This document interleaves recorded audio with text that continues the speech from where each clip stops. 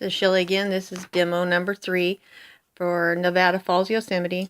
As I was saying in the last video, my eye is directed here, and I don't want it to be directed here. So I will knock that area back.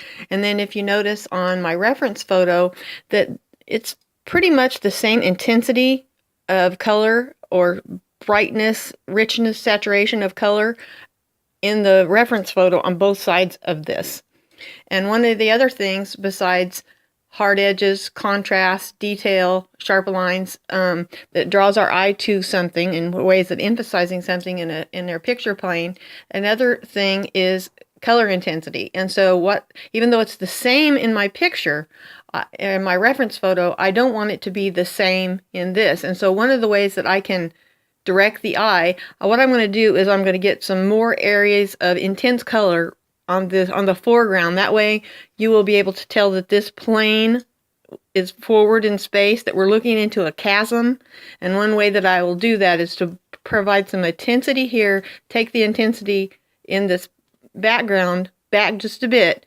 I'll gray it down some, but it's better to start with a color, commit yourself to a color rather than gray, because you can always gray it down, but you can't usually pop it up, at least not with intense color. This, I've saved my whites, and it's still light here, so I can come in with, and I can still get some brights here. But if I needed more brights there and it was gray, I couldn't get them back. So that's one thing that you want to consider when you're laying down your paint. Another thing that I will do is handle this transition area a little differently, because like if you see in the image on the photo right here, if I were to crop in this way on that side, that area wouldn't be a problem because it's cropped off like that in my photo. But this image is going to float, so I need to figure out how I'm going to resolve that shape. Also, how I'm going to resolve this shape down here. I like that it's not a square format. I'm not going to mat it. I'm going to, because this adds to the effect of, this is paint on a page, and then all of a sudden as you focus in, it becomes a real scene. So there's a juxtaposition between paint on a page and a realistic thing in there, which I like. So I'm going to add some realism into parts, but then have it be more painterly as your eye focuses out, like in your peripheral vision is going to be more painterly, and so that will give the painting hopefully a more pleasing effect. One thing that I have to pay attention to when you squint, you have to pay attention to the size of your size and shapes of your negative spaces, which would be like this big. This is like kind of a big rectangle. So what I want to do is I want to preserve my whites on my lip.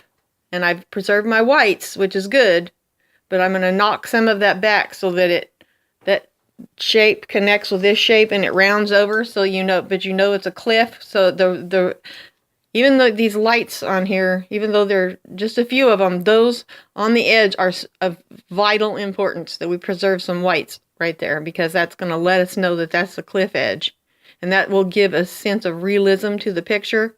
Also, these lights here are vitally important right there. So those, if we really want to make sure that we don't lose those.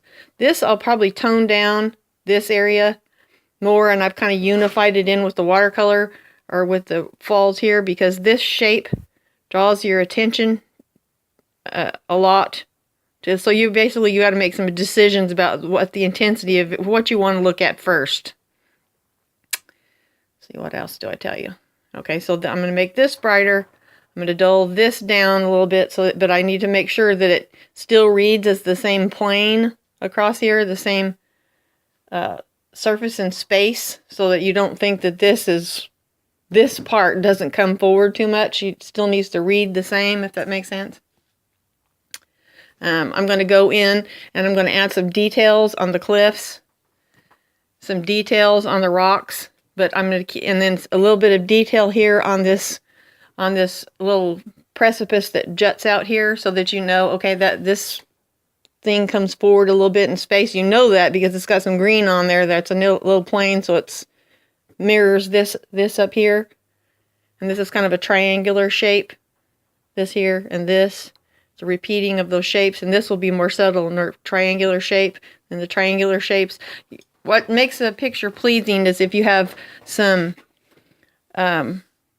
repetition of shapes, but at different intervals, and vary the well, it's rhythm and repetition.